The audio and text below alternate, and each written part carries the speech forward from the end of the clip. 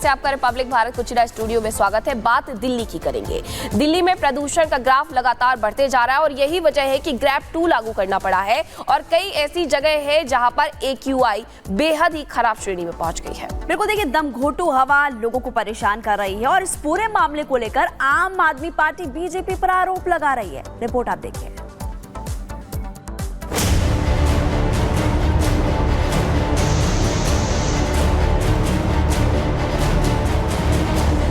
Delhi NCR में प्रदूषण का स्तर किस भयावह हालात में पहुंच चुका है, इस बात का अंदाजा इससे लगाया जा सकता है। यहाँ ग्रैब 2 लागू कर दिया गया है। सर्दियों ने अभी दस्तक भी नहीं दी है और प्रदूषण बेहद खतरनाक स्तर पर पहुंच गया है। शहर का औसत AQI 310 पर पहुंच गया है। हालात ये है कि शहर में एयर प्यूरिफायर और मास्क की बिक्री अचानक बढ़ गई है। CPCB के आंकड़ों के हिसाब से अगले कुछ दिनों तक दिल्ली में धुंध की मोटी परत छाई रहेगी। यही वजह है कि शहर की वायु गुणवत्ता बहुत खराब श्रेणी में पहुंच गई है, जबकि 27 निगरानी स्टेशनों ने हवा के खतरनाक स्तर की रिपोर्ट दी है। हवा की खराब होती गुणवत्ता के जवाब में सरकार ने ग्रेडेड रिस्पांस एक्शन प्लान यानी ग्रैब के दूसरे चरण को लागू कर दिया है, जिसके तहत डीजल जनरेटर चलाने पर रोक लगा दी गई है। प्राइवेट गाड़ियों के इस्तेमाल को कम करने के लिए पार्किंग फीस को बढ़ाने का निर्देश जारी कर दिया गया है। CNG इलेक्ट्रिक बसों और मेट्रो के सर्विस को बढ़ाया जाएगा। RW अपने सिक्योरिटी गार्ड को हीटर देगी ताकि वो गर्माहट के लिए कूड़ा, लकड़ी या कोयला न जलाएं। नेचुरल गैस, बायोगैस, LPG से चलने वाले जनरेटर चल सकेंगे। 800 किलोवाट से ज्यादा क्षमता वाले जनरेटर तभी चल सकेंगे जब वो रेट्रोफिटिंग करवाएंगे। मामला देश की राजधानी के खस्ता हाल का है तो उस पर राजनीति होना भी लाजमी है। बीजेपी इस हालात के लिए दिल्ली सरकार और आम आदमी पार्टी पर लगातार सवाल खड़े कर रही है। दिल्ली गैस चेंबर बन चुकी है और दिल्ली को ये जहरीला गैस चेंबर बनाने का पूरा श्रेय आम आदमी पार्टी की 10 साल की सरकार को जाता है, क्योंकि जो दिल्ली के प्रदूषण के मुख्य कारण थे इस पर 10 वर्षों में कुछ नहीं किया गया। केवल दोषारोपण की राजनीति की गई। पहले पंजाब को दोष देते थे और अब हरियाणा, उत्तर प्रदेश को दोष देते हैं, अभी किसी और को दोष देते हैं। हो सकता है इजराइल लेबनान के युद्ध को भी दोष दे दे ये लोग। भले ही आम आदमी पार्टी की तरफ से सीधे तौर पर बीजेपी के सवालों का जवाब न आया हो, लेकिन आप प्रदूषण का दोष पड़ोसी राज्यों के सिर मढ़ रही है। यही वजह है कि दिल्ली के पर्यावरण मंत्री गोपाल राय ने दिल्ली से सटे हरियाणा, उत्तर प्रदेश और राजस्थान के परिवहन मंत्रियों को खत लिखकर उनसे इन राज्यों से राष्ट्रीय राजधानी में डीजल बसों के प्रवेश पर प्रतिबंध लगाने का अनुरोध किया है।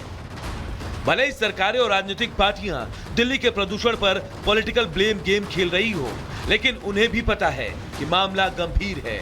यही वजह है कि आज देश की सर्वोच्च अदालत मामले पर सुनवाई करने वाली है।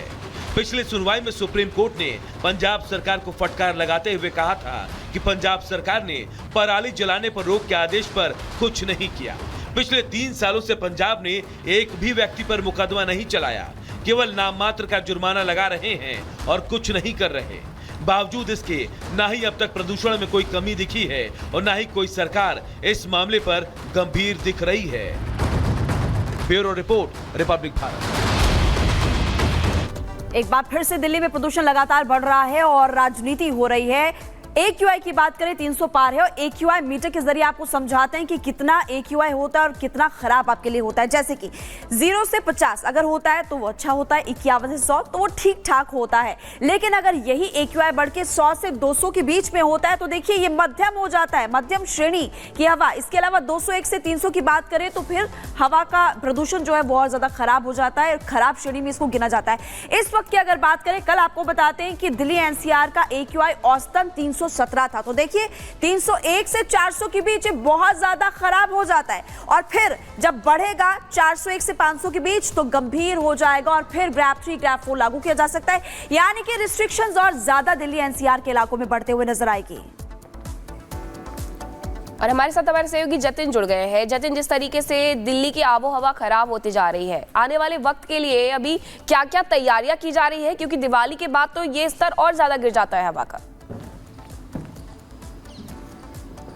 जी बिल्कुल, देखिए ग्रैब 2 इसको लेकर लागू कर दिया गया है। लेकिन तस्वीरें अगर मैं आपको सुबह के समय दिखाऊं तो तमाम इमारतें आपको धुंधली नजर आएगी। सड़क पर जब आप निकल रहे हैं तो आपको लगेगा कि कोहरा है, लेकिन ये कोहरा नहीं है, ये दरअसल स्मॉग है और पॉल्यूशन की लेयर है। अगर इसको आप आंकेंगे तो PM 2.5 तकरीबन सुबह दिल्ली के समय औसतन 300 दर्ज किया जा रहा है। जिस तरीके से आप बता रहे थे कि अगर 50 से ऊपर होता है और 100 से ऊपर चला जाता है तो कहीं ना कहीं मीडियम लेवल पे आ जाता है, लेकिन 300 कितना खतरनाक है दिल्ली वासियों के लिए। तो घर से अगर आप बाहर निकल रहे हैं तो प्रिकॉशन लीजिए। और ग्रैब 2 जिस तरीके से लागू किया गया है तो जनरेटर चलाने पर डीजल के पूरे तरीके से पाबंदी है। सरकार बोल रही है कि पब्लिक ट्रांसपोर्ट का इस्तेमाल कीजिए, दिल्ली मेट्रो का इस्तेमाल कीजिए, DTC की जो बसेज है उसका इस्तेमाल कीजिए। गाड़ियों की संख्या सड़कों पर कम हो इसके लिए पार्किंग भी बढ़ा दिया गया है। लेकिन ये इंतजाम पर्याप्त नहीं है, क्योंकि अमूमन जब भी हम देखते हैं कि दिल्ली में सर्दियों का मौसम आता है तो इस तरीके से पोल्यूशन की समस्या लगातार बढ़ रही है और आने वाले 3 दिन और भी खतरनाक रहने वाले हैं। मौसम विभाग का साफ तौर पर कहना है कि जिस तरीके से दिल्ली में हवा नहीं चल रही है,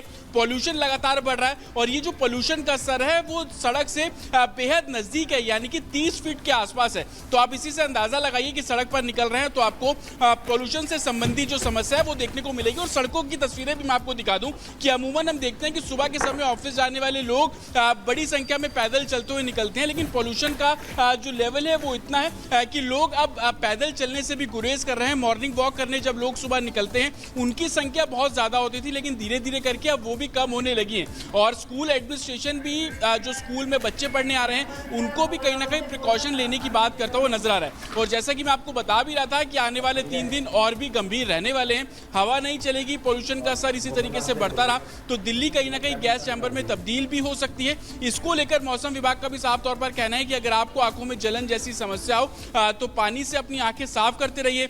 घर से बाहर निकल रहे हैं, पैदल वॉक कर रहे हैं, हालांकि उसको अवॉइड कीजिए, लेकिन अगर आप किसी कारणवश निकल रहे हैं तो मास्क लगाकर बाहर निकले। तो तमाम ऐसे प्रिकॉशंस हैं जिसको लेना बहुत जरूरी है। लेकिन इसके बिल्कुल विपरीत दिल्ली में पोल्यूशन को लेकर हर साल हम देखते हैं कि राजनीति होती है, पड़ोसी राज्यों में इस तरीके के एलिगेशंस लगा दिए जाते हैं कि पराली वहां पर जलाई जा रही है। जतिन, आप इस वक्त ग्राउंड पर मौजूद हैं और एक तस्वीर हम तक पहुंचा रहे हैं। देखिए प्रदूषण का स्तर जो है वो बढ़ता जा रहा है, हवा की गुणवत्ता खराब होती जा रही है। दिल्ली NCR के लोग दमघोटू हवा में सांस लेने को परेशान हैं।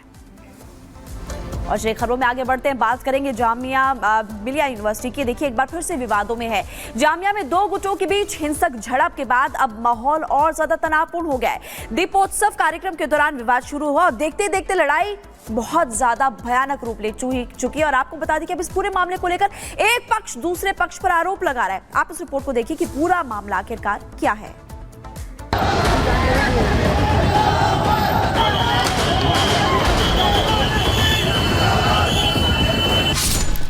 जामिया में सनातन का विरोध, फलस्तीन का सम्मान।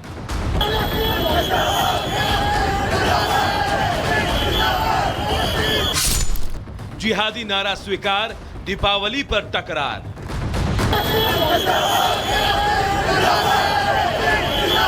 दिल्ली के जामिया विश्वविद्यालय में हमेशा की तरह दिवाली से पहले दीपोत्सव कार्यक्रम का आयोजन किया गया था। सब कुछ सही चल रहा था, लेकिन कैंपस में मौजूद एक गुट को यह आयोजन रास नहीं आया और उसने इस कार्यक्रम का विरोध शुरू कर दिया। हालात ये हो गए कि मामूली विवाद के बाद धक्का मुक्की और मारपीट होने लगी।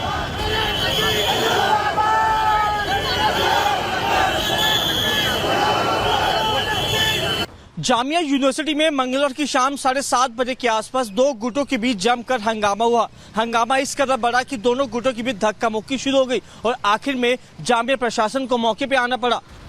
जामिया मिलिया इस्लामिया में